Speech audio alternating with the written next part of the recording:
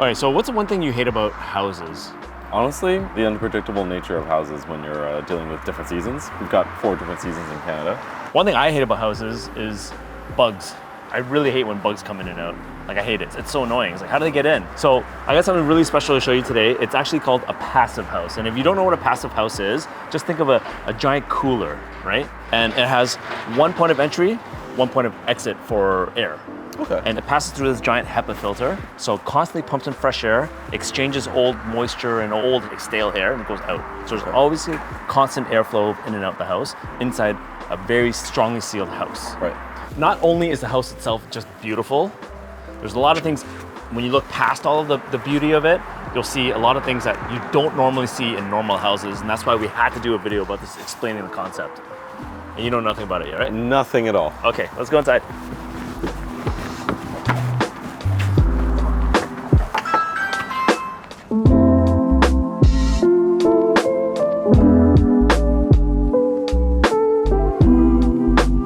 Yo, Ray, what's up, man? Yo, what's up? Yo.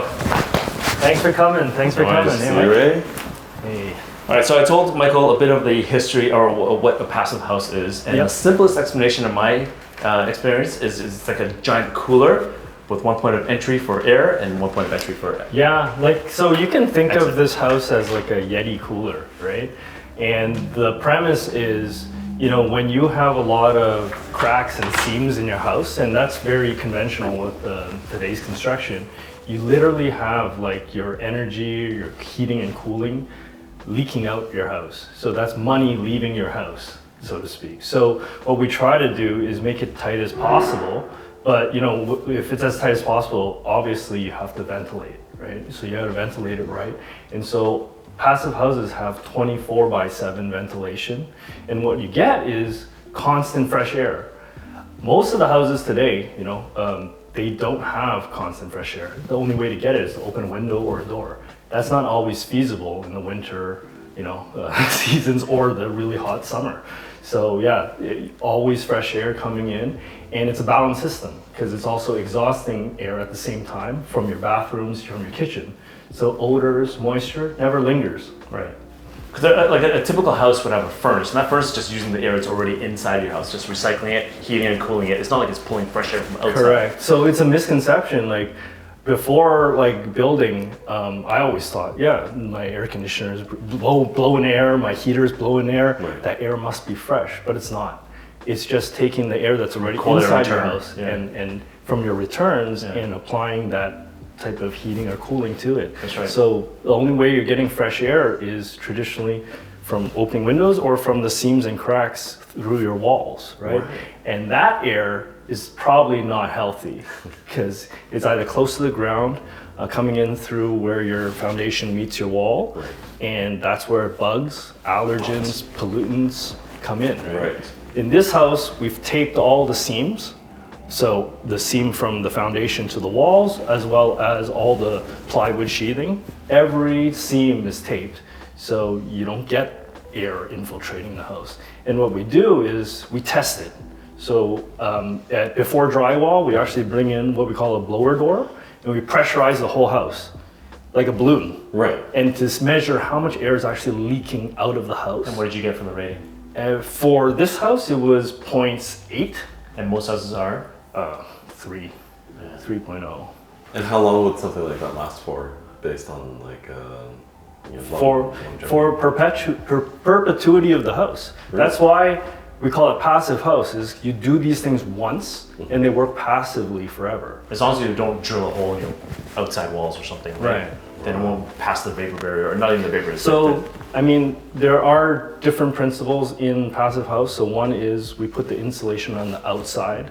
We install triple pane windows so that the whole assembly or building envelope, we call it, is very robust. And those are things you install once. You don't touch these things unless you're knocking the house down. Right. Which is why it's working for you passively throughout the lifespan of this house.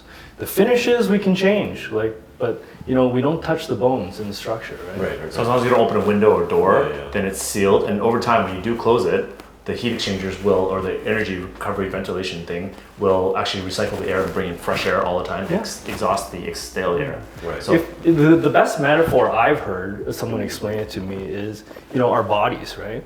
We don't have air coming into our bodies from all sorts of holes and cracks, right? It's just through the nose, and we have filtration here, right? we're waterproof. Yeah. So this house is pretty much waterproof. Yeah. So let's go take a look. I'm excited. Let's do it. Oh, one thing you should mention is that there's no gas lines coming into the building. Yeah. So I mean, there is a gas line, you just haven't hooked it up, right? no, there is even hook up nothing. the- So it's heated by- if Tesla could build a house, this would be how it would be built, right? And I think the priority here is health, right? And we know now that combustion inside the house generates a lot, or creates a lot of chemical reactions, a lot of toxins in the air. So we eliminated that by no gas line, no gas furnace. I mean, typically no gas bill, right? And energy efficiency and health, right? Those are the pillars, right? So you're heated by electricity, by the natural light, the heat, the sun itself, perhaps solar panel, which is coming soon. Yeah, so solar electricity. panel is coming in within the month. Right. So the plan is that this house will be completely net zero. Wow. Right. Net At least zero. for heating and cooling. Like, there's always going to be user load. So if someone decides to put like 18 plasma TVs in here, Right, we of can't course. control for that. Yeah. But at least the house produces as much electricity as it uses. Right. Just the house itself. Just the house itself. That's cool. That's Alright, very so cool. Show us around. Yeah. Yeah. So I mean, when people think about greenhouses or sustainable houses, they don't often imagine that they can have the same finishes as a very aesthetically pleasing house, and it's not true, right? The finishes are the finishes. We decided, and that's also a challenge we have to market this house. Right. Is a lot of people come in, they're like, whoa, this place is nice, and they don't really hear the rest of the features, which I'm trying to explain and it's kind of something we want to promote, the awareness of all the clients, is because things like air quality, understated, maybe underappreciated, or maybe not on people's radar when they go and evaluate a house. Right. They're looking at the traditional things like location, finishes, style, Colors, etc. colors, etc. Those looks fade. Yeah. And what lasts after you move into a house is, what's the experience like? Yeah. Do you feel comfortable? Comfort is something that sadly you can't gauge from an open house, but like the way we built, there's no drafts, right? There's no cold spots in this house. Everything is very consistent. The climate's very consistent. With temperature fluctuating in Toronto, sometimes in the shoulder seasons, you'll have like a 25-degree delta sometimes. And in this house, because we have like a foot thick walls with like a sweater outside, the furnace doesn't even kick in. Wow. It doesn't feel those fluctuations. So from a comfort aspect, with the air quality, it's really a good experience, a living experience that we're trying to promote here. Curious, one of the big tests recently will probably be from the forest fires. Yeah, so The forest fire. that was a good test because there was no wildfire smoke or no scents in here, right? And another thing is, sometimes you go on vacation and you come back to the house and it has a smell, right? Right. That smell is actually that house giving off all the time, but you acclimatize to it, so you don't notice when you're living there. But when you go away, you come back, you smell it. But this house, because it's constantly bringing in fresh air 24/7, you never have that smell. When you come back, it just smells the same as it used to be. So same with cooking smells and same Cooking with smells don't linger. diffusers, candles, things like that. It'll just over time it'll dissipate. It's as if you kept the door open anyway, right? Yeah, exactly. So, I mean, the strategy was to seal the whole thing up, have a single point of intake and a single point of exhaust. Right. But now we put a HEPA filter right in front of that intake, and the whole house is clean now, right? You don't have Dysons all over the place trying to win this losing battle because the air is constantly coming in from all these cracks and seams, right? So what's a typical bill for you for like the really cold periods and the really hot periods? On average, like $325. That's all energy. Wow. That's Electricity. average throughout the whole year. So there's no gas bill. So that's heating and cooling. That's our user load. That's our hot water. Right. And so if we put solar now in the coming weeks, then all of a sudden, Zero, yeah. What about when it was with this house? That's $100. Most of it's delivery. all of it's delivery. Yeah, exactly. That's Cool. mind-blowing. So let's show everybody upstairs because everyone wants to see the upstairs and the Yeah. beauty of it. Then we'll go downstairs to the key important part, the utility rooms. I love that about this house. Sorry, you have to say something? So no, I mean so the style here is obviously open concept. We chose to put the kitchen in the center of the house because in the modern family, it is the heart of the house now, right? We have here a TV room or living space, and we intentionally put it on the north side because we feel like if you put it on the south side, you're constantly drawing the shades. There's no really point. And the dining room's on the south, so you always have natural light, right? And I love the glass backsplash. I definitely want to do that in this house. Sorry, I Definitely want to do that. here that this is something that's if you're inside. What's that? Can you see it? No, actually so that button is strictly for this kitchen window. Oh, it's for that kitchen. So it's a window backsplash. That's so cool. Yeah. Check this out. Check this out. Press it again, Michael. All right, ready? What? That's great. Yeah. Wow. That's cool. I love that. So, I mean, the kitchen is not where you would typically be able to put blinds or any window coverings. Right. Especially if there's a backsplash. Yeah, especially if it's a backsplash, It's and dirty. especially for cooking. cleaning and stuff. So, Right. the best solution we could come up with was, let's have the smart film, the privacy glass, and then it's easy to clean. It also gives you privacy, but at the same time lets in natural light, right? I was reading about glass backsplashes, and people always complain about, splashing and stuff like that. But like, if you have a regular backsplash, you're not going to leave it all splashed anyway. You're going to clean it. Yeah. It's not much harder. It's no different than a regular backsplash. It's actually easier because there's no grout lines, right? That's it. Yeah, it's actually easier to clean. Exactly. I love it. I love the look of it. I love the aesthetic of it, and getting that natural light when you're cooking is really awesome. You can tell a good house when you have the vacuum down here as well too. For all That's so cool. when you brush things, you're sweeping and you just put all the crumbs there. So this I've seen in the kitchen before, but where we added another one, you'll see, is in the main ensuite. Nice. Because, women, they tend to have hair. I don't, but even men, their hair gets in the way, and sometimes it's just a hassle to bring out the whole central vac, right? Nice. Love it. Love incredible. it. That's how you tell me you have a good builder. Yeah. What else you got here? So we have that's not actually gas. That's just the fuel, Yes. right? So this is, definitely don't want to cut back on the ambiance. So this is a bioethanol fireplace, and it runs off of bioethanol, which does not produce any carbon monoxide. Wow. It doesn't need a vent to the outside. One of the key things is in a very tight build, like a Yeti cooler, we want to reduce the number of holes that we make to the outside. For sure. So the fireplace is where we decided, okay, that's probably a lifestyle decision. Let's forego the gas fireplace. We didn't want to go electric because we wanted something authentic. So bioethanol seemed like the right way to go. Cool. Yeah. Tell me about the windows. Yeah, so these windows, so our walls, let's just talk about the wall first. You see a good picture of the cross section.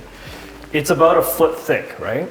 And conventional walls, it's, 2x6 construction, you're talking about 5.5 inches plus brick, right? But this is 6 inches of sweater on the outside of your house, right? Right. Now, another good analogy I've heard is, we living in Canada, when it gets cold, what do?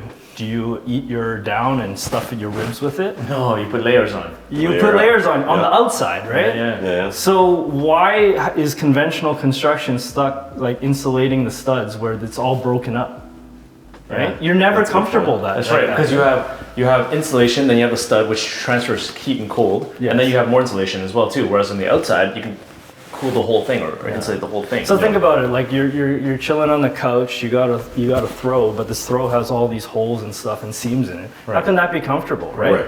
And you just apply it to the house, it just makes sense, right? Yeah. Right. That's incredible. Yeah. So another thing is, besides the insulation factor, all of a sudden with this sweater and triple pane glass, you have very calm, serene environment. It's very good sound insulator. Right. It is. Yeah. Because exactly. There's a big street out there, and we'll see from upstairs. There's no sound at all. You don't hear anything when the windows closed. Yeah, it's great. Yeah. And you still get a lot of natural light in. Look how thick this is. It's awesome. Yeah. And I mean, the comfort aspect, minus 20 outside, you're standing beside a window, sipping a cup of joe in your t-shirt. To me, that's real luxury. You don't feel like cold, because traditionally, double pane window, it's actually sucking the heat off of your body to warm the glass. Really? Yeah. It's not a draft that's created. It's the fact that we radiate heat. Right. So, and heat travels from hot to cold. Right. So if you're close to a cold surface, it's literally sucking the heat off your body.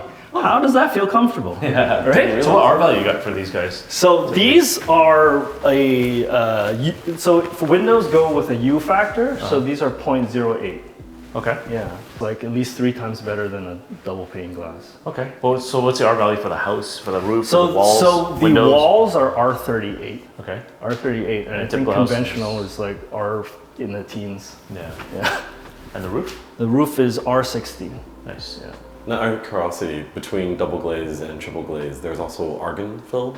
Yeah. glass So windows? in between the pieces of glass, it's still gas filled. Still gas filled? Yeah, still gas filled. Yeah. It's just triple instead Just of triple. double. Yeah. Wow. There's an extra pane in the middle. Yeah.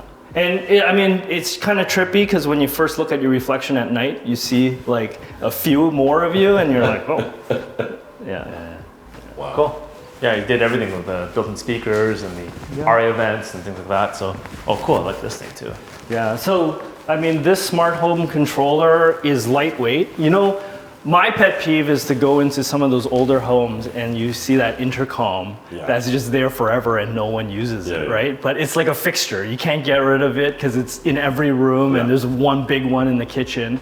And sometimes now when I go to newer homes, you see the Control 4 and the amount of real estate those systems take up and the amount of panels they have is just crazy. And so we really wanted to make sure that this house lasts the test of time and it doesn't get outdated. It doesn't get dated by the technology that's installed. So Brilliant is a great product because it integrates with all, like Google Assistant, with Apple and SmartThings, and it's just one console. And it fits on a traditional, they make like 4-gang, 3-gang, 2-gang, it fits on any conventional light switch. And what it does is all of a sudden it can control all the other smart things in your house. So we have this for our Sonos system and the Lutron Leviton, Lutron lighting system, the dimmers. So, and what's good is now my kids have a place. They don't have to take my phone. Right? They have it right on the wall. They're not taking my phone and all of a sudden like they play their music, but like you don't get your phone for another hour because they're off doing stuff, right? So That's the worst. Cool. That's incredible. Yeah. Yeah, the last house I saw with the smart system had a giant first generation iPad mini attached to the wall. Right. So yeah, you definitely don't want to do that because then like who knows, in 2 years it's like. And there's other apps too, right? Whereas this is just a dedicated thing that you'll never break. You never have to switch. when it gets obsolete, you just put the light switch back, whatever. It's very non-intrusive. Good thinking. Can we take this up or down? Yeah. Let's go up first. Let's go up first. Everyone likes to see the sexy stuff first, so we doesn't show the nice aesthetics. Yeah. So again, like we have some slats in the house, and it's just to let that natural light carry across. Absolutely. Yeah. It's beautiful. And for the airflow too. Yep, airflow. So it's this is the second floor, and we have four bedrooms here, and three baths. Which way do we usually go on these tours? Whatever you want. Let's show the primary bedroom. Okay, let's go to the primary. So you'll notice that our vaulted ceilings. So we don't have an attic space. We used up all the space because we have a hand-cut roof on this. And with the higher ceiling, we thought, okay, maybe a fan is nice to just circulate the air. Of course. And so it's a little different, the design from some of the main bedrooms that you see. You have is a walk around, which is also, again, bringing in that natural light without the need for skylights, right? Skylights, I mean, they're great. They're a great idea to bring in the natural light, but in terms of maintenance and durability, it's not whether they leak, it's when they're gonna leak. Yeah. So we try to, okay, how can we get rid of that and still make sure we have enough light in this? It's interesting. What about the 2 vents that you have up there? Okay, so I'm glad you asked that. So this is a larger bedroom, so we have 2 vents just for heating and cooling. Okay. But that vent up there is the 24/7 fresh air intake into this room, right? Oh. And so all the living spaces, all the bedrooms, they all have fresh air coming in 24/7, and it's small puffs of air. Interesting. Yeah, so conversely in the bathrooms, you'll see there's also 2 vents, one for heating and cooling and then another for exhausting that air. Oh. Right? And the thing is, we have a completely separate ductwork system for fresh air and heating and cooling. Okay. Why? Because heating and cooling traditionally uses large ducts. Right. And that's the reason for that is they can move that air quickly, a large volume of air quickly, so you don't have to wait hours for it to heat and cool, right? Whereas fresh air, that ERV, the energy recovery ventilator that's pushing that fresh air in, that motor is not very strong. It's only like 100 something CFM going. Okay. So it's small puffs of air, gentle, right? And and I've seen traditional builders just plug that ERV straight into the heating and cooling ductwork. You got a rotor ready, let's just use it, right? But what happens is, it's like spraying a water gun into a barrel. You're not getting any pressure there, right? Right. So what happens is that fresh air is just gonna leave the first vent that comes out of the wall. Right. It's never gonna get up to the second story or the farthest vent in the house, right? The distribution was a problem. You really got to size your system appropriately, and where, if there's any added cost in this place, it was a line item was certainly the separate ductwork for the fresh air. So were they like the 1-inch tubes or whatever? Or they... Yeah, so it's, here we used the metal, so we didn't use plastic tubes, we used metal. And they're smaller, so I think they're 4 inches. Okay. 4 inches compared to like the 12 inches for the round. Where's the return then? Where's up there at the top? I see. Yeah, so again, heating and cooling, they have the return. Yeah. But fresh air, it's a balanced system, so they have the exhausting from the kitchen and bathrooms. Okay. So it's a balanced system. You never have those moist towels.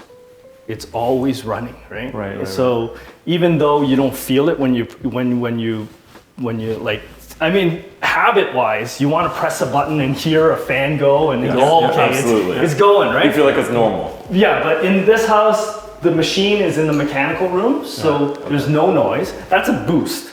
So it's always running, but if you just took a shower and you want a little bit more CFM, you just press it and it ramps up, but you still don't hear it. Because this has an ERV, not an HRV, right? Yeah. So heat recovery ventilator versus energy recovery ventilator takes up the moisture in the house. And humidity. Yeah, so it's not more about taking out, it's about balancing the humidity. And HRV is only recovering the heat that's lost when you throw it outside, like all the moist and odored air, you throw it outside, but that heat's lost. So it recovers some of that heat. Right. But in a cold, dry climate in our winters, you don't want an HRV, you want an ERV.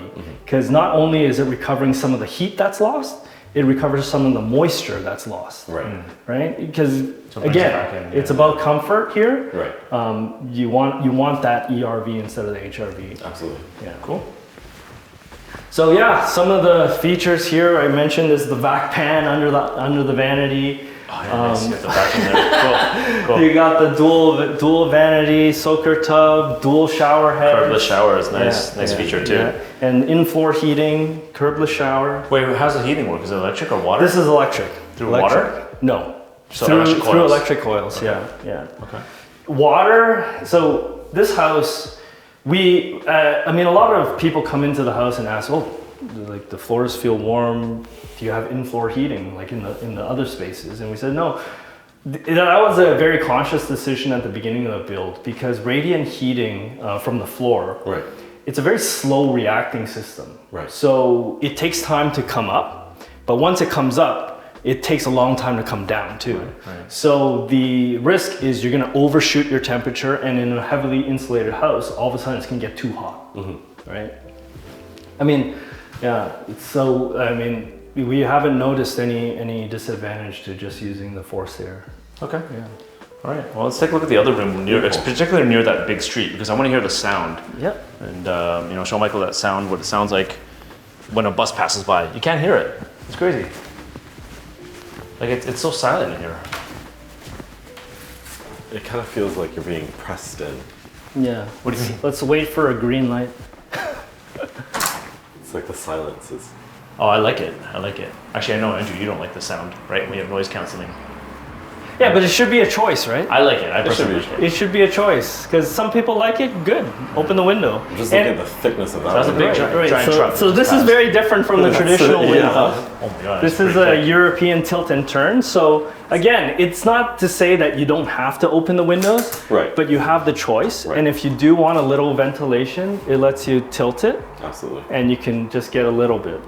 I like the turn because I can clean it. Yes. That's not absolutely. something you can do if it's outside, or do safely. Right? Look how thick this is. It's crazy. It's like a see-through bank vault. Yeah, feel it. All the different layers. Is it heavy, eh? No, it just feels like Oh, a it's super light too. Oh, wow. Yeah. Surprisingly. That's incredible. Yeah. Okay, so we have a big street over there, and close the windows. See what it sounds like. Can't hear anything.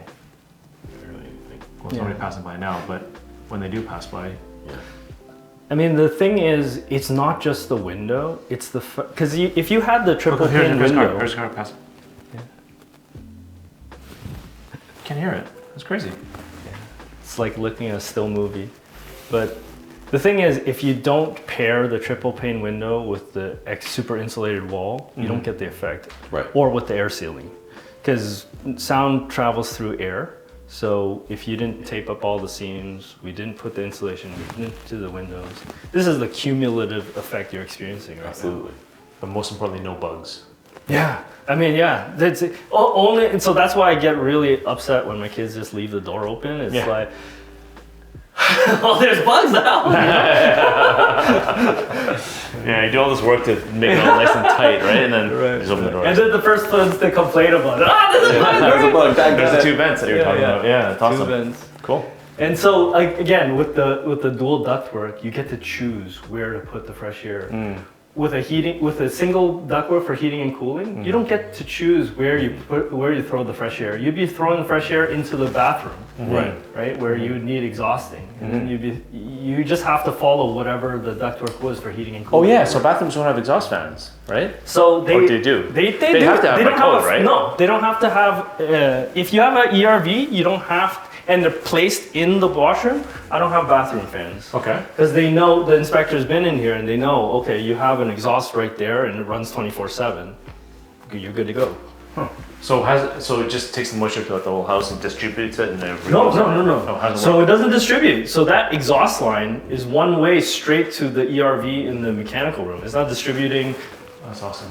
my odor, my moisture from here into it's not doing that. No. Okay. It's just blowing my mind how quiet the house is compared to like a traditional house where you hear the wind coming through the HVAC, where you hear the exhaust fan. Like there's absolutely nothing. And it's not to be understated. We are like one house in from a pretty big street, right? So, yeah. Love it. Okay, let's go. Let's see more. So what kind of cost premiums would you see for building passive versus a regular traditional house? So the extra line items in your construction plan are the triple pane windows, but you would be spending money on double pane windows or windows anyways. The exterior insulation is probably net extra. The separate ductwork for ventilation, and then the ventilator, and then the labor for air sealing. So you're looking at like a 20-25% premium on the build. But it's definitely worth it. Yeah. Just knowing that you breathe. And you know what? It's really the experience that it creates And to me, that's like true luxury. I agree. Yeah, because you just feel like you're saying over here, right? Like, most people have water filters, right? Nice water filters to drink clean water. Yeah, because there's the public awareness there, right? They know, oh, water, we can filter it. Water could be dirty, so we have a RO filter. Right. But Reverse air is osmosis. something we're taking in constantly. Yeah. Yet And we're taking for granted. Yeah, it's taken for granted. It's understated. It's underappreciated. So this house is perfect for people with allergies and sensitivities to pollen and things like that, right? Yeah. Like, you don't get that in here. It's just a clean house. Yeah. Amazing. So I'm not sure if there's a better filter than HEPA, but if there was, you could just swap it in and out. Oh, I'm curious, what's the longevity for a HEPA filter? For 1 a year. house like this? 1 year. 1 year. Okay. That's even better than condos. Let's go take a look at it. Yep. This is where all the magic happens. Not the bedroom, the furnace room. To be honest, like I've been to other houses with much more complicated mechanical systems. Part of the passive house principle is our mechanical room is actually quite simple. Like, Wow. this is an air source heat pump. It runs off of electricity. And so this handles the heating and cooling load for the whole house. And it's interesting that you have the zoned ducts as well too. That's pretty cool. So we have Yeah, 4 zones in this house, so it can control, every zone can have different climate if you so choose. And how do you do it? Just on the thermostat? Like how do you Yeah, tell just on the thermostat. So we have 3 smart thermostats upstairs and On then a each floor? separate thermostat in the, yes. So on each floor, so if you turn one to like a higher heat than the other one down there, Yeah, it'll so automatically control and yes, throttle itself. Exactly, it'll throttle it. I love that That's system. incredible. I love that system. It's too bad you can't retrofit this in an old house. It's so much easier. I mean, you can, but it's so much easier to. I mean, look how much space it takes. Yeah. So I mean, Yeah. this is a kind of a commercial way of doing it. We have a mechanical chase, where it's like a column of empty space where we planned all the ductwork to go up. Incredible. That's looks like an octopus. But it's so organized. That's what impresses me. Look at the pictures of what a passive house is. This is exactly what you're talking about. Like it's all sealed perfectly as a vapor barrier, I assume, right? Yeah. So And we had a Where's lot the- of tourists during where's the sheathing? construction, so I just decided, okay, let's throw up some pictures to. So I mean, it's hard to picture things, right? I mean, these are some of the things we do differently than conventional builders. Is right from the get-go at the footings, right? Right. A lot of people, if you could think of the concrete as like something that can suck moisture from the ground, Of right? course. So right from the footing, we have what we call a capillary break. We have a fabric that stops that water from coming up. Because if you didn't have it, you have the foundation walls right on top of the footing, and Absolutely. it's literally a straw sucking up that water and Yeah. moisture. So that's why basements always feel damp and humid. Yeah. Is because that's one line where the moisture's coming up from. A lot of people know now we're gonna either damp proof or waterproof the walls. That's stopping the moisture from coming this way. Of course. But no one thinks about the water coming up from this because gravity will take care of it.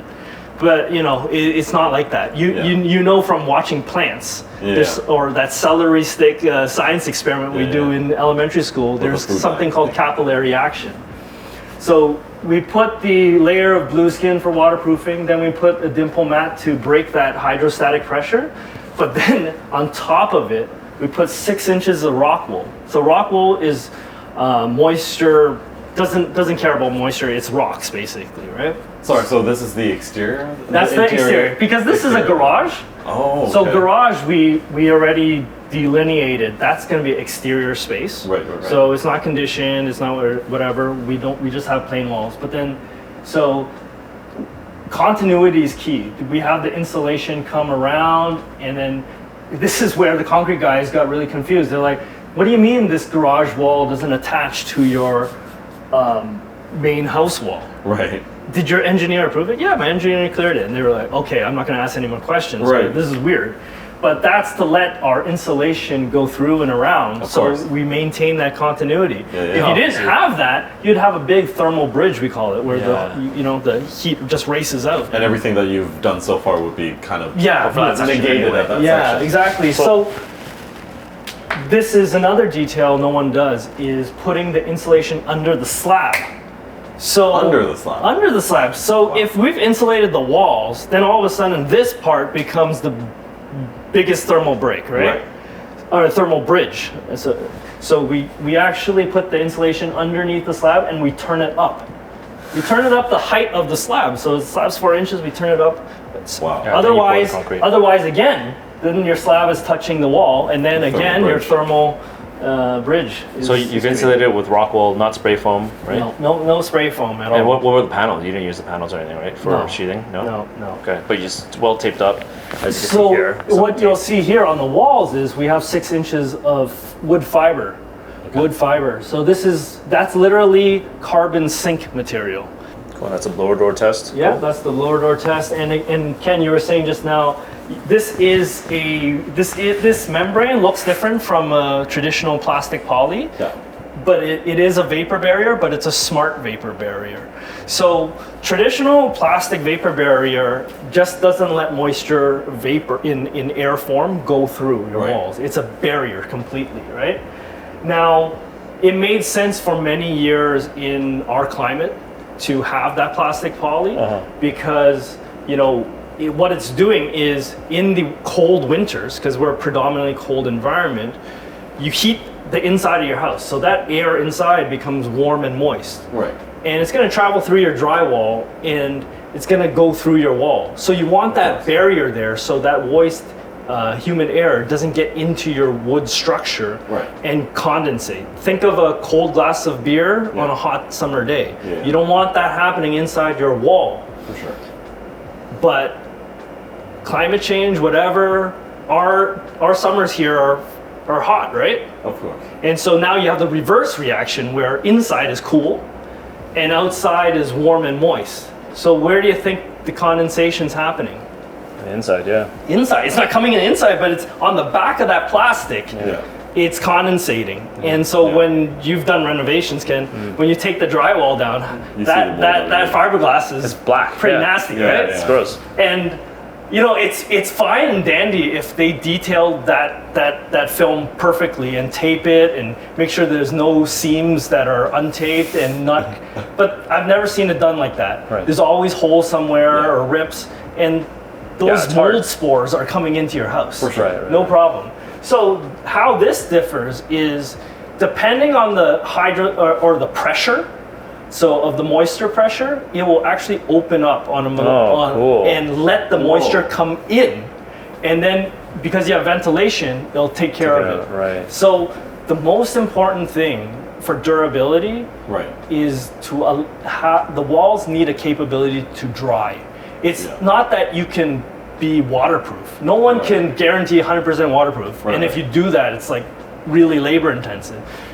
It's not that. You just have to allow the right conditions so that it can dry, even if it gets moist. So what you're saying is that it's permeable when it gets warm. Yes. And the moisture comes in and wicks out through the this thing, ERV. Yeah. That's awesome. Yeah. That's cool. That's cool. Yeah. That's really long-term thinking.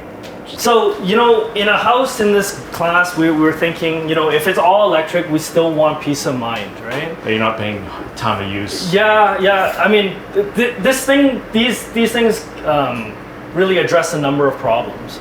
You have the disaster scenario where, there's a storm or, brownout or whatever. If being an all-electric house, you still want some peace of mind that, you're still going to have power after.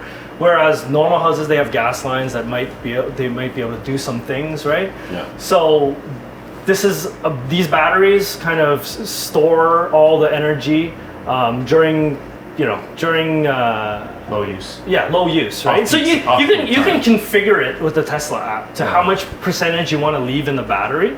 For us, in Ontario, we have tiered pricing. So we have high, medium, and low tier. Right. So these things charge on low tier during the night. And during the high tier right now, it's distributing to the house. Wow. So you're running off that. So it's energy arbitrage. Yeah. And that's why Toronto Hydro doesn't like them. Right. That's why they're not probably allowed in Canada. Yeah. But whatever. So this house is always going to use low tier energy. Right. And when we have the solar panels, we'll reconfigure them so that during the day, this house uses all the solar energy, and once the sun turns off, Right. you'll be using these batteries. So three things I see out of this: generator, Yeah. energy arbitrage, and the storage for solar. And Yeah. you get excess energy.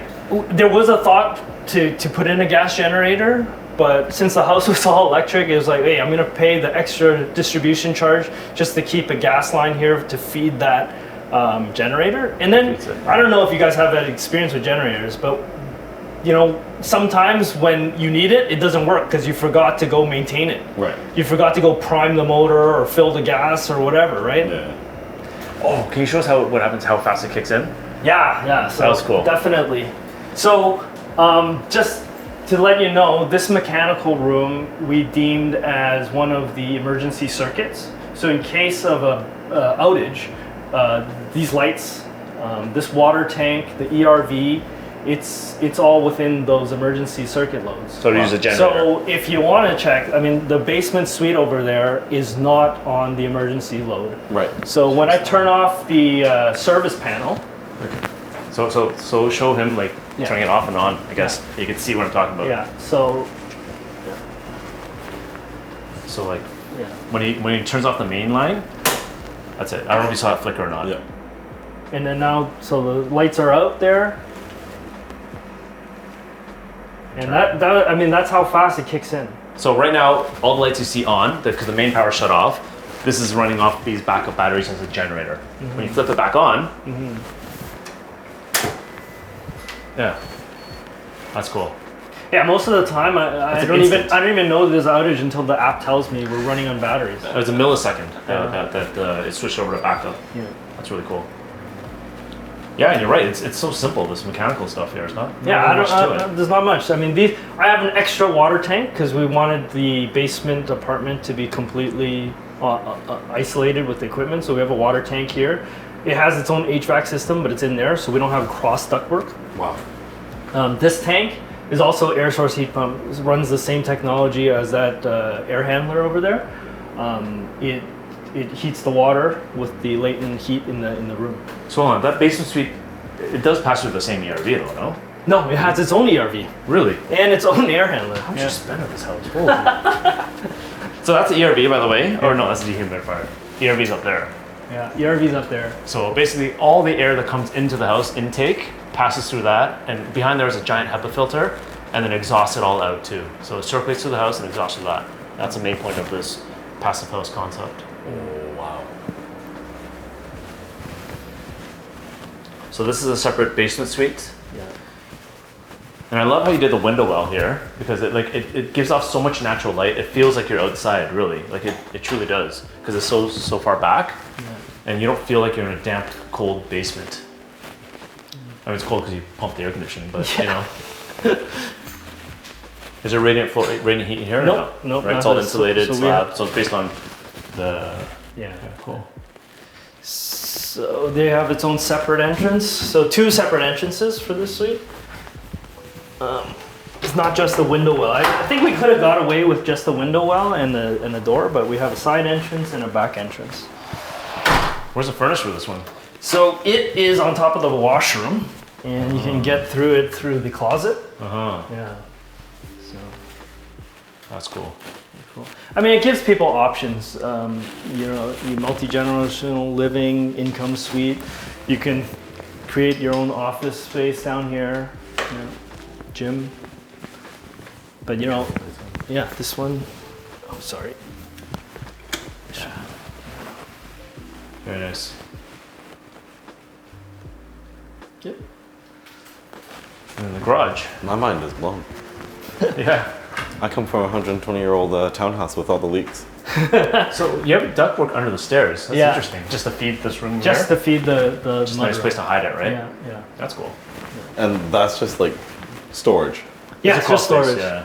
Because you have to level it with the garage, right? Because then the garage is at grade. You can't go down anymore. Yeah. So But yeah, in this house we didn't leave any understair room.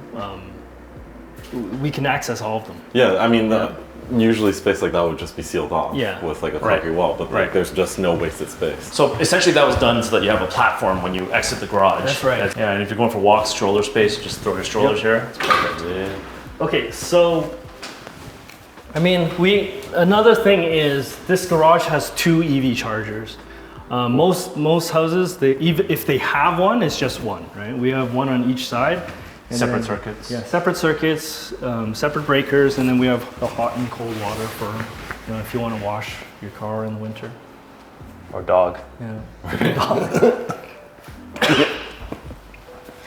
That's awesome, man. I really appreciate the tour, Ray. It's great, really great build, and I'm really excited that you bring this technology and building standard to Toronto. I really hope we have a lot more of these houses. Really appreciate it. Thanks for spreading the word. I feel thank you so much for the tour. I feel cleaner being here, right? I just feel better. It just feels awesome.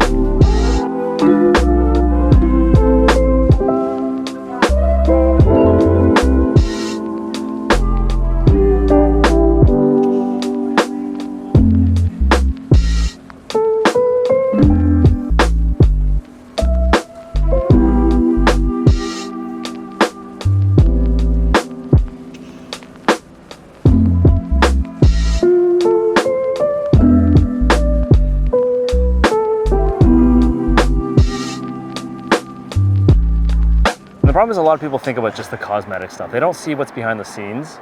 They don't actually know what goes into home building. They don't know all the, like Ray said, it's not for a first-time home buyer. No. You have to have actually lived in a house to really understand the problems of a typical house that you would have. Yeah, and you know what? Anyone can reach out to me and talk about how much I hate my house. And it's 120 years old. There's a lot of leaks, and I can definitely appreciate something like this. Like, honestly, they've thought of everything, all the way down to the footings, as well as how the footings actually connect to the house itself. Like, it's incredible how much detailed thought there is going into this, and I'm a C-type personality as well. For sure. The only thing is that you're paying a bit of a premium to get something like this. Yeah. But you can see it's well worth it. Just for the health benefits and for just the livability of it all. And for sure, and it's a place that you're thinking about spending a long period of time in. It's kind of worth it putting that extra money up front, just so that you can enjoy it in better health for a longer period of time. I agree. Anyway, if you want to learn more about it, you can always reach out to us. We can tell you more about it. This house is actually for sale, so hopefully it's still available by the time you want to come see it.